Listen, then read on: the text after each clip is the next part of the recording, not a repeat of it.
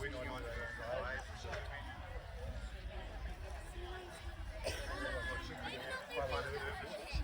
closer. Okay. Just getting used to this. Okay, so Melanie's 15 years old. She came over from Ireland originally. Joe's had a couple of years. She does trim competitions. She does jumping, a little bit of jumping, a little bit of this and that. So the training process and the process that we've been going through with Melanie was largely to do with her anxiety, especially coming into new events and different venues. So she gets quite anxious. As you can see at the moment, she's quite relaxed. So we've obviously done a good job. But today we're going to talk about resolving anxiety in horse and in human and how we do that. The hardest one though is resolving anxiety in humans. We often feel tense and stressed out when we have to go through certain situations when we're not confident and the horse is not relaxed. You can see Melody having a look over there. Handsome looking pony, I think. Okay, so unfortunately I can't talk while I'm working with Melody. So I'll be coming back and when I give a little rest and relax, I'll be coming back. Liam's going to kindly hold my microphone and we'll get going. I will talk while we're working out there, but I hope you can hear me, but I will come back. If there's any questions along the way, I'm happy to answer questions. So feel free to stop me and ask any questions if you're not sure what I'm doing, because it might be new to you. So we'll get going. There you go. Good. All right, thanks, Joe.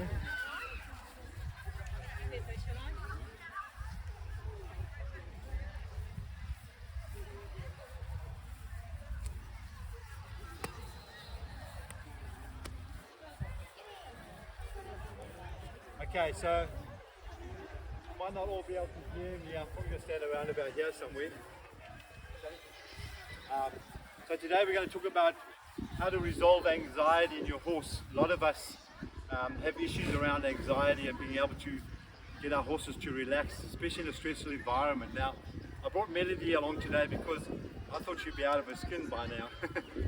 But we've obviously done a really good job with her and getting her trust and connection and communication with her. So she's done extremely well. Just walking through here today is a big step for her, and she was really calm and really quiet about it all. But there we go, we're going to have some things. So during the presentation, I'm going to ask you guys to give me a clap every now and again, just to stimulate the environment and just see how she copes with it. And hopefully by the end of it, if she does react to the situation, by the end of this, hopefully she'll be responding rather than reacting, which is what we should do as humans when we're riding. Often we're reacting rather than responding to the situation. So for example, if you're riding along and your horse, a dove flies out the tree and your horse gets a fright and jams up, often we go and we add to the situation. So often we're escalating a situation instead of de-escalating a situation. So what I'm going to show you is how to de-escalate your horse. And also the human side of it, so how to de-escalate yourself. So it's really difficult if you're struggling with balance or coordination or connection with your horse to do these things. So that's what I teach basically, is how to connect, how to get your horse to relax, and how to work with it in an appropriate manner so it understands you. I should be using my mic here, shouldn't I? Can you hear me? Can you hear me? Yep. Okay, so what we're going to do to start with, and Melody's does this stuff before, is just get her to relax and release a little. So before we even get started, and hopefully not eat. So normally we're working on a sand surface, so we don't have that problem. But it's also good to see this because she, we need to teach her that we're working now, we're not going to be eating. So I'll just set my rein so she can't get to the ground instead of holding on here. See, quite a lot of people holding on to their horses and really tight on their horses here because they can get out of control.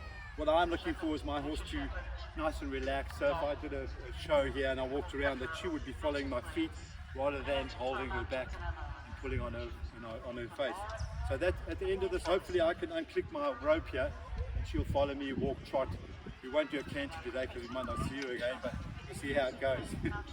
So the first thing that we want to be able to do is teach our horse how to release the pressure on the halter.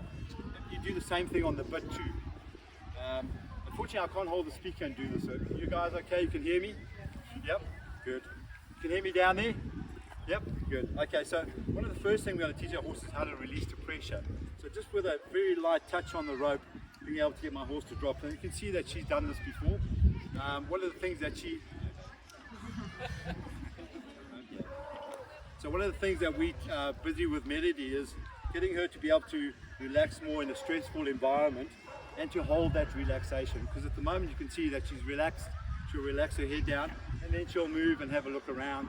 So basically she's to a certain extent taking care of herself. Often if we're working with our horses, we'll see them looking around, connecting with the external environment instead of connecting with us. So this is all about getting the horse to connect with us and how we do that. And how we do that is, firstly, is to move their feet. So we move their feet first to get in here, because we want to get inside here. And then once we're in here in the brain, then we can move those feet where and when and how we want them. And that's a skill that I've learned over the years, working with empathy and taking care of the horse's emotional side, because that's a really important part of the process. And often we forget about the emotional side, how the horse feels about things and how it's communicating. Along the way, in some instances, we've learned how to communicate with horses because we don't understand their language. So understanding their language is a priority, So I always say, think like a horse, you'll get on with a horse. Think like a human, you're going to struggle. And often we put there's a thing called anthropomorphism, so we put human emotions into horses. Horses don't think like us. They don't feel the same emotions. They're emotional beings, but they're not naughty. I often hear say, oh, my horse is being naughty. In my book, naughty doesn't exist. There's always a reason why the horse will react. I'm just doing a bit of this here just to see if she reacts. So you can see that we've done some desensitizing with her too. Yeah. So we'll just go back to that, to relaxation. So this is what I'm hoping for, that she shows me that she's struggling to cope, and then I'm going to get her to show her how she can cope with the situation. But in the relationship, sometimes there's a deficit in the relationship. Often people say it's 50-50. There's no such thing as a 50-50 relationship. There's always one person in a relationship who may be feeling a little down, and then the responsibility of the partner maybe to bring up make up that deficit in the relationship. And that's what I'll do for her. So when she goes, this is not 50-50, I can only give you 10, then I'm going to give her 40. So help her cope with it emotionally by being emotionally aware and being connected with her and understanding why, when and how she's coping with the environment. So what we'll do just to start with, if you guys can just give me a sort of a medium clap all together in time, and I just wanted to see how she reacts. So I'll step back here a little bit, see if she's relaxed, and just give me a nice clap, please. Good. Okay, let's try a really loud clap.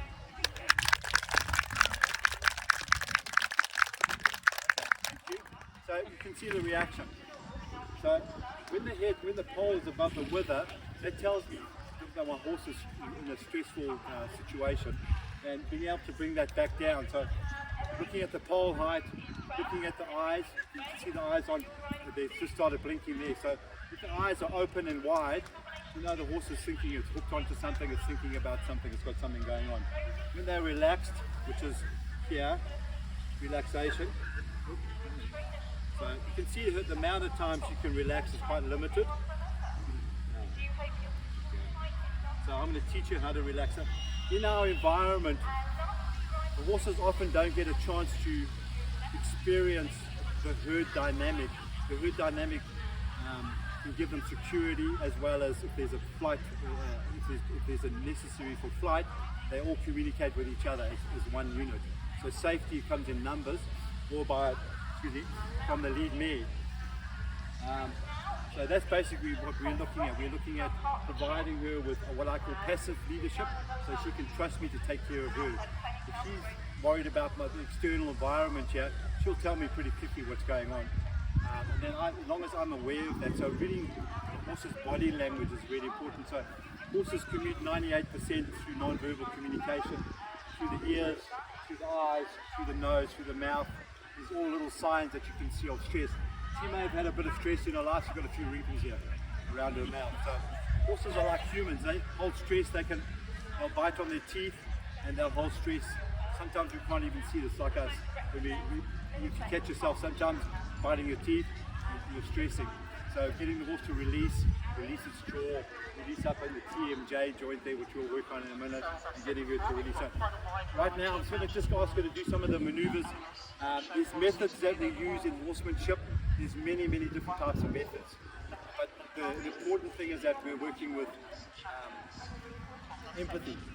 So we understand what we're doing, why we're doing it, how we're doing it. So there's many different ways to train a horse. So I'm not really here to tell you what methods to use. I'm more here to talk about anxiety, but I'll show you some of the methods. So just being able to do some simple things like sending her around in a circle, left and right, do some transitions. I'm not a great fan of lunging in essence, because a lot of the time we're chasing the horse. What I want to do is send my horse around me, and it'll take responsibility for the circle or the gate. So I can literally stand here, send my horse around me, walk, trot, canter, and I just have to save or ask for that. I don't have to run around chasing her with a stick, which we often do. not that there's anything wrong with that, it's just a play time and a place. So I'm just going to send her around me. So the first thing is being able to send her around me. You guys okay? Yeah, you can hear me? First thing, just being able to send her around me in a circle. So you'll notice my hands and my position of my hands. What does this look like to you, the way I'm holding myself here? Anybody got an answer to that? Looks like a horse, doesn't it? So that's my head, my body, and this is my tail. So horses are long, humans are tall. So in order to get a better communication with my horse, I just extend myself and my body length. Get some understanding to my horse. This is my motivation, this is my direction and intention. It's always showing the horse what I'm looking for. So you can see that she's quite connected, probably about 90%. So if she loses focus or connection, I will move in the opposite direction and just get her to relax and release. So I'm going to come back here and just go back to my home base, I call it, just being able to relax and release. So you notice a lick and a chew and a blowout there. So those are signs of relaxation. The ears are back, my eyes are blinking. So these are all signs that she's a little bit more relaxed. So can you just give me quite a loud clap, please? Just a little closer up. So what do you notice there? She's responding rather than reacting. So she's going, if I'm okay, you're okay. If I moved my feet and you clapped, you'll probably see a different story. If I moved at the same time, so I can energize her, or I can de-energize her and de-escalate the situation. And by being able to lower the head here, and part of the training process I use is transferring the ground skills to the ridden, so that you can get the same relaxation with the same methods or tools, if you like, that we use. So we're just going to try and wind her up a little bit, not intentionally. I'm just going to walk her around here, and then I'm going to ask her to give me another clap. When she comes around here, just give her a nice big clap there, please. So she's holding herself together really well. I know some horses that if I brought them out here, I'll probably be on the other side of the paddock by now. So for a horse that's...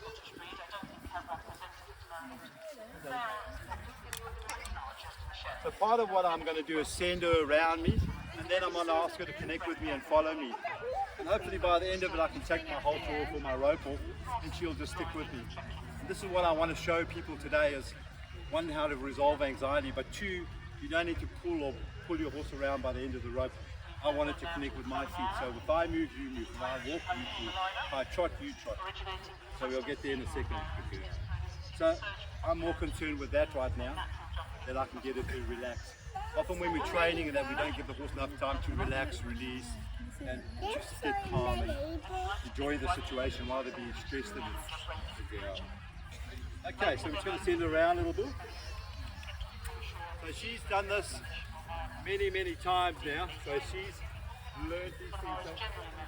So learning the methods are your first point, and then practicing. So once you've learned a method, and you've taught your horse how to send around, for example, how to change my body language and get it to turn and face me, and being able to ground tie and get it to relax. So teaching her when I drop the rope here, see she's coming to me a little, so there's a little bit of insecurity there, but also she likes being with me. So once again, just to relax, and as we go along you'll see a little bit more licking and chewing. There's a couple of things you can do to help with relaxation. One is being able to rub on the forehead here and move these eye muscles. It helps with, ties out the eye muscles and helps them relax. The next thing is just massage around the nose area here. That connects with the emotional side of the brain. So it helps with relaxation, helps the horse release any emotional stuff that's going on there. And the second thing, which she's not too keen on, is being able to just put my finger onto her gum in her mouth and get it to loosen up her jaw. I talked just now about how we tighten up our jaw. So she's not too fond of that, but we'll try a little bit of that, just see if we can get it to release. So just think I'll take my finger here, touch her on the gum, and just get it to move her jaw and her tongue, and just loosen up in that joint there. Just show her a piece of grass there. Often if your horse is struggling to relax, just by opening up that channel and loosening up the mouth, they often will start to relax. Back here. So, teaching your horse to relax in this environment can take some time and some skill. If they were in a natural environment, they rely on each other, so she's got to rely on me to stay calm, to stay engaged. So we're going to send her around a little bit.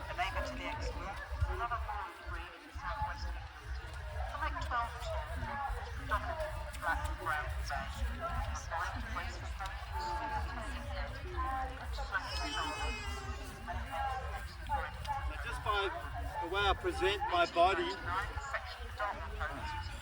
she's used to backing up when I'm finished with her. You see that? She turns and she backs up. So that's one of the things that I want to teach her is how to calmly walk around me, trot around me, and eventually canter around me, and then be able to relax. Vital part of horse training, I think, and I've learned over the years, giving the horse time to relax, so allowing that to happen.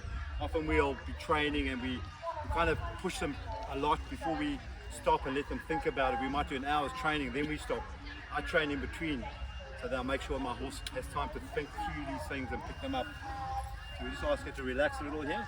So I'm going to keep coming back here and just ask her to relax. You can see the amount of time that she's relaxing it differs. So sometimes she's really relaxed, and then other times she's struggling with it a bit. And be able to ground tie, so I just drop my rope. So I don't know if she'll stand still in this environment, but my idea is that I can drop my rope on the ground and I can start to move around it. So first I'll teach her how to stand still and relax. Because every time I have a stressful situation, I come back to relaxation. I'll just see if I can move around her.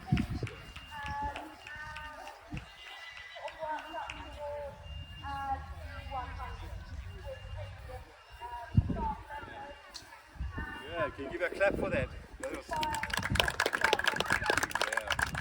So the power of standing still is definitely, I think, underestimated.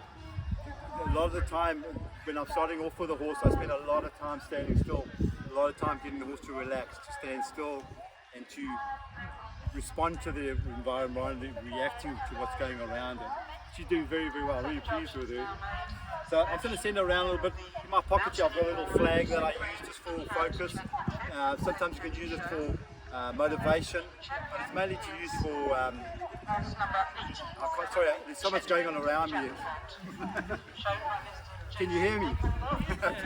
So I'm just going to send her around, do a little bit of walk and trot, and just see how she responds to that. When you're doing this sort of thing, you want to be nice behind the shoulder, be able to walk, eventually trot and canter.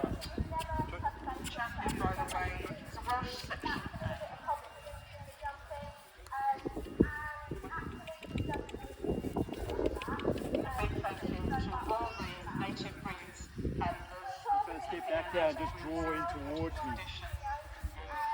Now, I don't know if you noticed when she was going around me, she had her inside ear cocked in towards me. So she's showing me that she's connected with me. She's showing me that she's in the moment with me. If she wasn't, she would be looking out, her ears would be up, and her eyes would probably be a little bit wide, and she'd be going, oh, there's stuff going on around me. So my goal is to make sure that she's okay with me. So I'm going to do a little bit of leading around.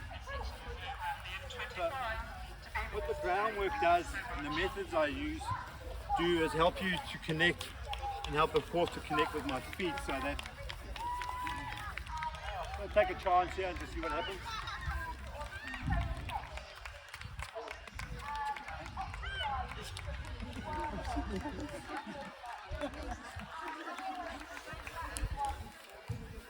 So when I'm doing this stuff, I am going to lose that focus. It's going to come and go. But my goal is to just keep working on that, focus, working on that connection.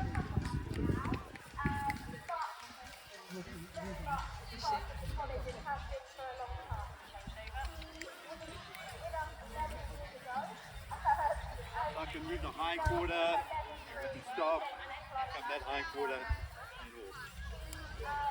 all. So if I could go in the show ring like this, how good would that be?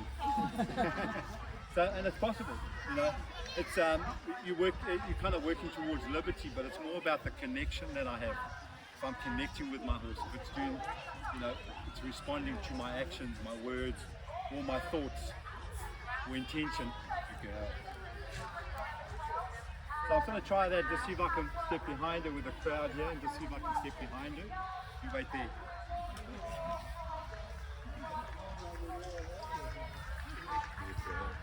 There's not many horses you could get to do that in this environment. Can you just give us a little clap, please? That's for you.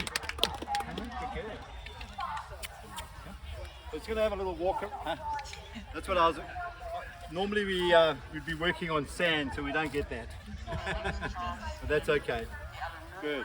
Has anybody got any questions? Any questions? No? No questions?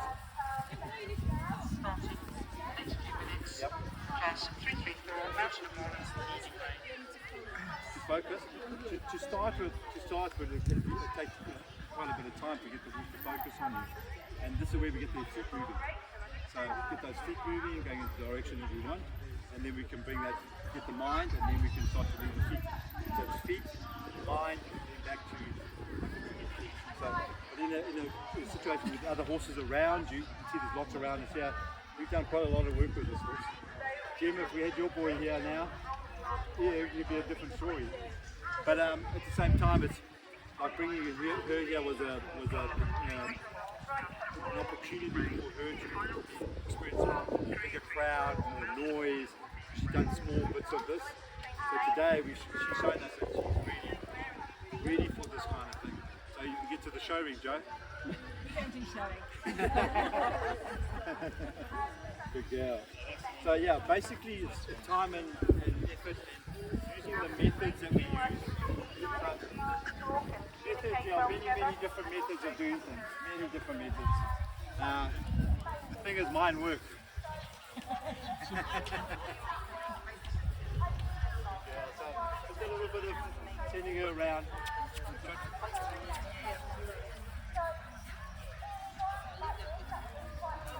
Being able to transition my horse, turn her, ask her to go back.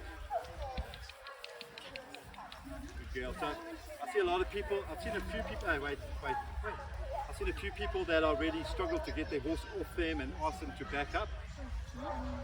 I can back her up with my finger.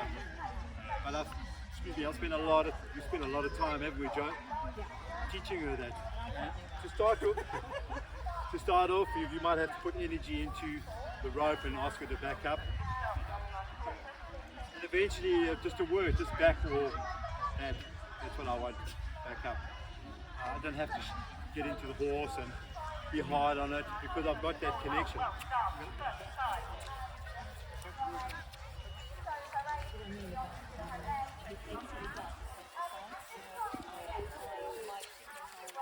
So just getting her to follow my feet, connect with me.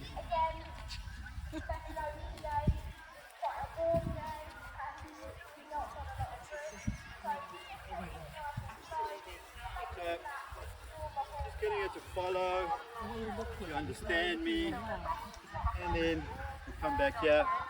So see if I can get her to relax. So a big part of relaxation, there you see her licking her chew, so some relaxation. For us now, is breathing.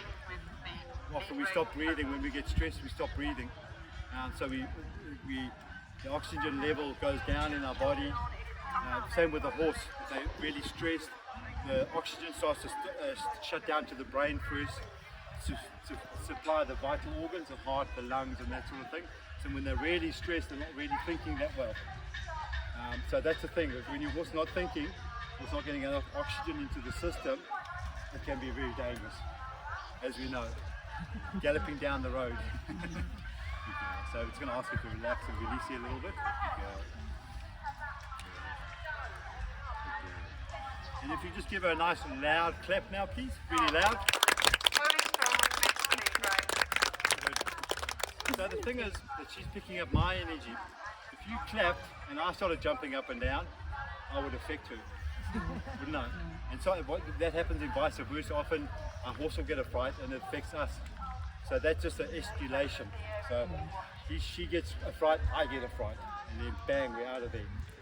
A dangerous situation. So being able to de-escalate, to stay relaxed, to stay calm. I see quite a few people riding with really tight reins here.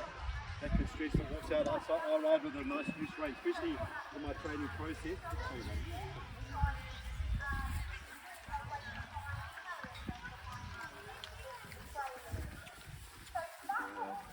So I ride with a really loose rein, especially to start with when I'm starting off the process.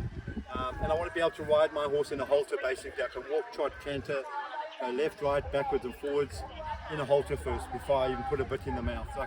So I'm looking at communication rather than manual training.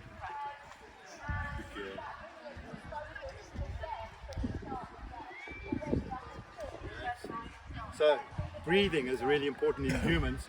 I use a breathing cycle. So if taking air in, I'll count up to 6, letting air out, I'll count up to 4, and so forth. So I time my breathing, so I'm making sure that I'm getting oxygen into my system. That helps with lowering anxiety.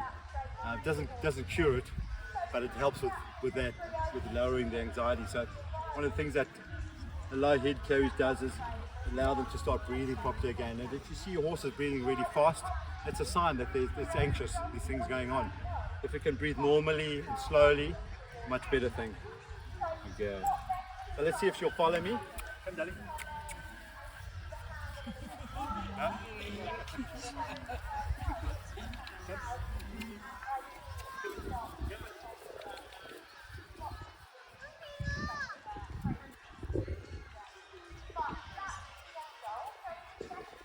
If I need to, I'll put a bit of energy in there, but basically,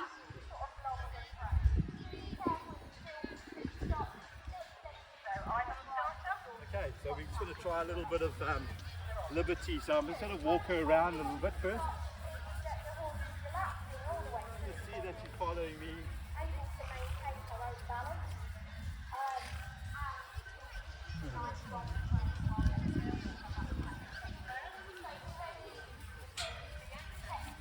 I'm going to work a little bit closer to me. Just get her to connect with me a little bit. You can see every now and again when she moves her feet, when she starts to trot and get a little faster, I'll start to lose her a little bit. You'll see her ears come up and she starts to look over here and there. So it's an incremental thing. So all these methods and training that I use is everything's at a walk to start with, calm. Does my horse get me? I keep asking myself, does my horse understand me? And then I'll work towards the trot and then eventually to the canter. But if I can't do that in a walk with a nice low head carriage, then I know I've got work to do before I go any step further. So we're just going to try a little bit of liberty. I might lose her. We're just going to try and see what we get. You'll notice when I move this direction how respectful she is. She's not pushing me, she's giving me my space, she's following me. If I stop,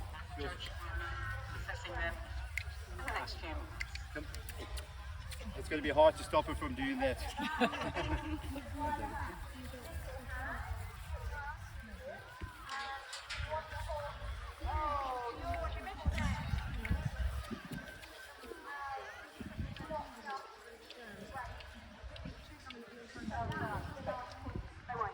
body language. It's all about body language.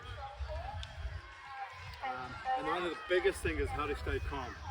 As we all, probably 90% of us know. To stay calm in the storm. Come on. Hey. So, see, I've got my flag, which I use just for, sometimes for focus, or attention. Now, don't go. I'll be back.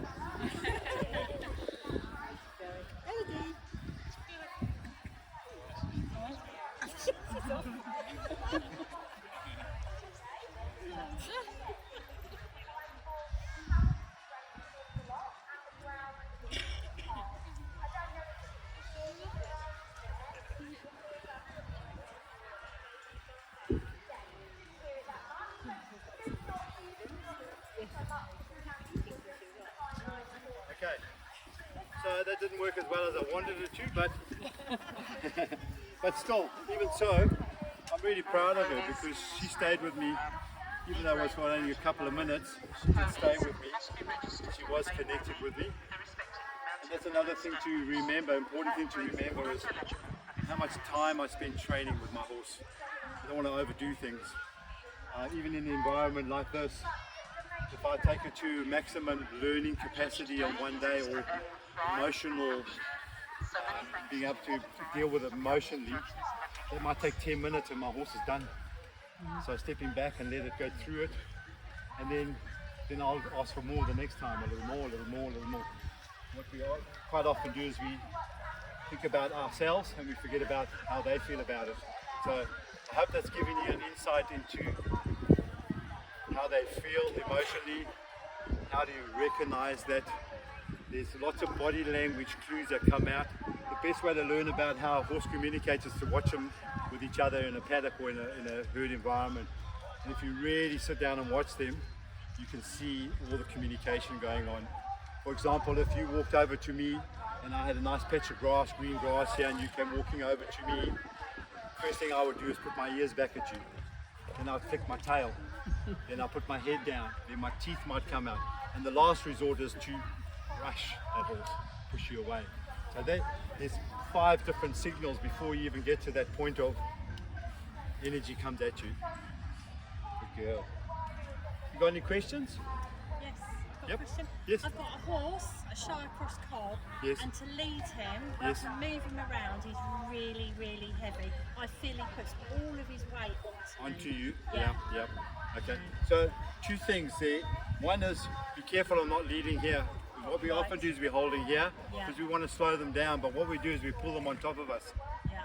Okay, so she hasn't had that situation.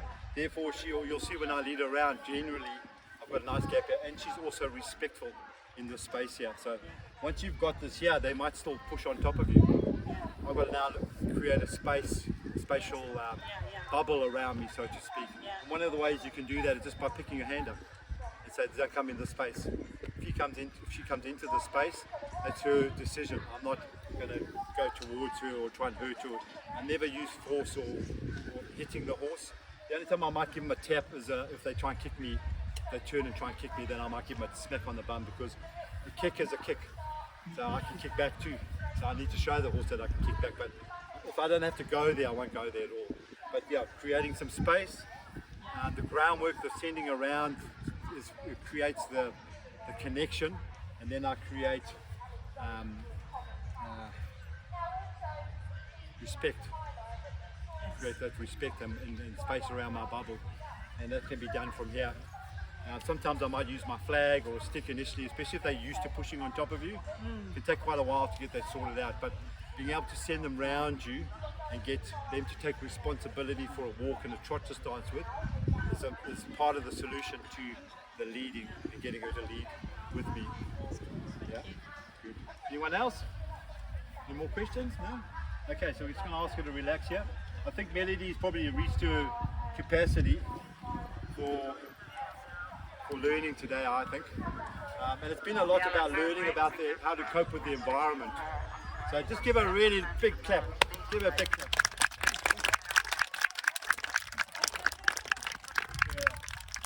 Are you ready for the show ring? I mean that jumping ring.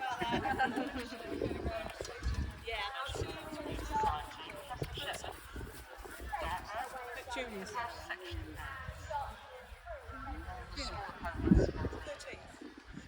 See how she's respecting my space?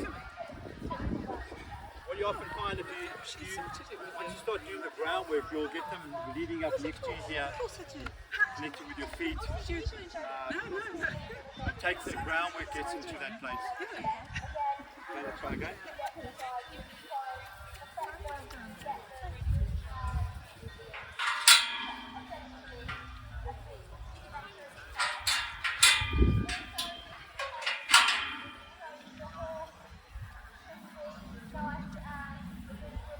So if I slow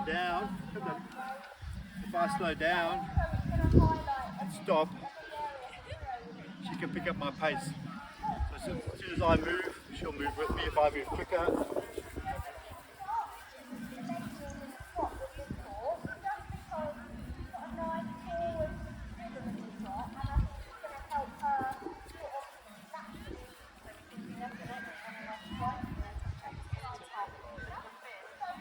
that I've got a little bit of work to do at the trot. The walk she's quite good, but at the trot I need to do a bit of work keeping her up with me. So if we could use a training aid like a flag or a gentle stick or something just to ask her to pick up next to me.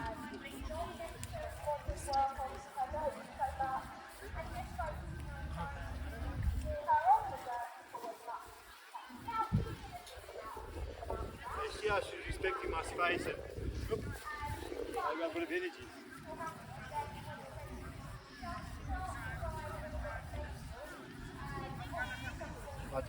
What I don't recommend is using, for example, a flag if you're not familiar with the concept or what we're trying to get through, because you can overdo it and you push yourself in a completely opposite direction that you want to go. So using this is a very skillful thing.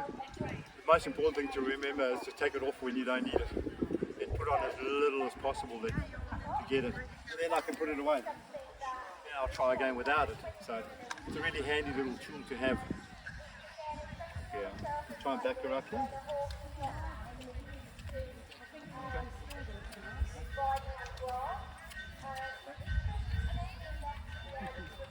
So what I do is with the groundwork is I have a bubble. I start with them quite close to me and then I increase my bubble of communication. So there you saw when she got away from me, then I lost her. So that's my job then, is to increase that bubble of communication so I can not only communicate from 10 foot, but 20 foot, 30 foot, or 100 foot away. I can say, here we go, and this will also come over to me. So, yeah. How are we doing for time? How are we doing for time? You got some time? 5 minutes, okay. Good. Does anyone want to come have a go? So one of the things I get a lot is Wayne, you make it look easy. Yep. You got a question? Oh, you want to have a go? Yeah. Okay, come on then. You said. Okay. I didn't think you didn't want to take me out, but that's good.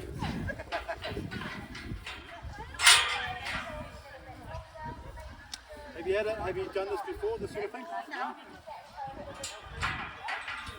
Okay, so the most important thing I do before I even start working with my horse is that the horse feels safe with me. So just touching, rubbing, say hello to her. I never just approach a horse and grab it and work with it. So just a little rub and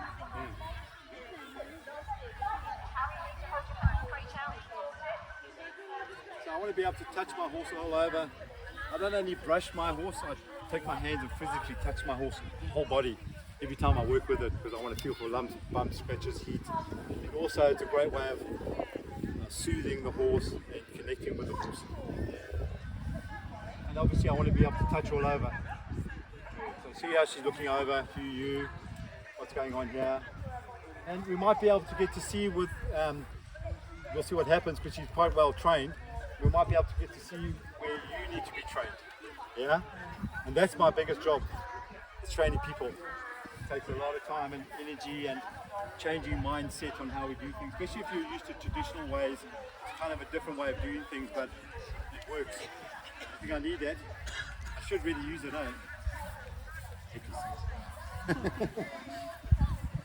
Okay, I'm up. 1, 2. 1, 2. Okay, so what's your name? Caroline's going to have a little go. I'm going to talk with this a little bit. I'm going to help you too. Alright. Okay, so do you think you could tend to around in the circle? Okay, we'll try and see. Okay, stop. Okay, so this is, I get this every time I start to work with someone new, is that we think we have to get behind the shoulder to move the horse forward. Okay? So let me show you quickly and then I'll give it back to you and you try, okay?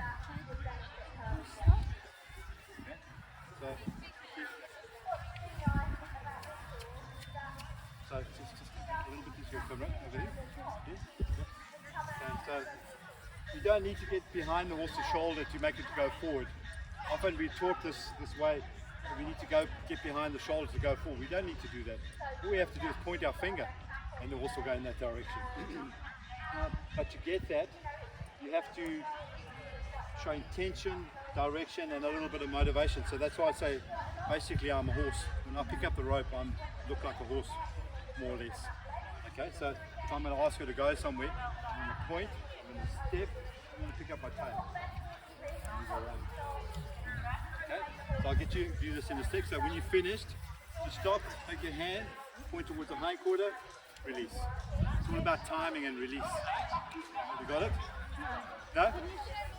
Show you again. Okay, so right in front of my horse, pick up my hand, point to the left, step to the up, step to the left, and round I go. And I'm just behind the shoulder here, so I'm sitting around. When I want to stop, drop this hand, point towards the hind quarter, drop. Looks easy, eh? Okay, that's okay. Okay, what I'll do is I'll stand behind you. So come stand here.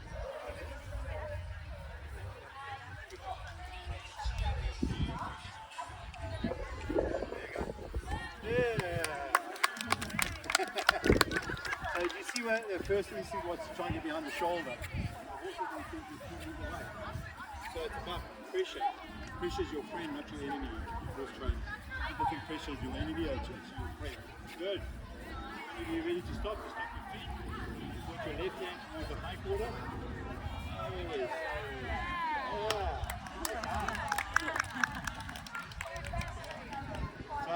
So it's not this easy when you start with your horses, it so it takes some time. So one of the things that what we might do when we're starting off this process is we might not be able to manage our own energy level. So and then the horse just takes off and there's no communication there. There needs to be a soft suppleness to it that the horse can start to pick up. So I put energy into what I want and then I'll slowly pick up my energy until the horse does it and release. Off we go. So pressure, timing and release. Good. Want to try the other way? I'll turn it back up first. So just drop your weight up nicely on the ground.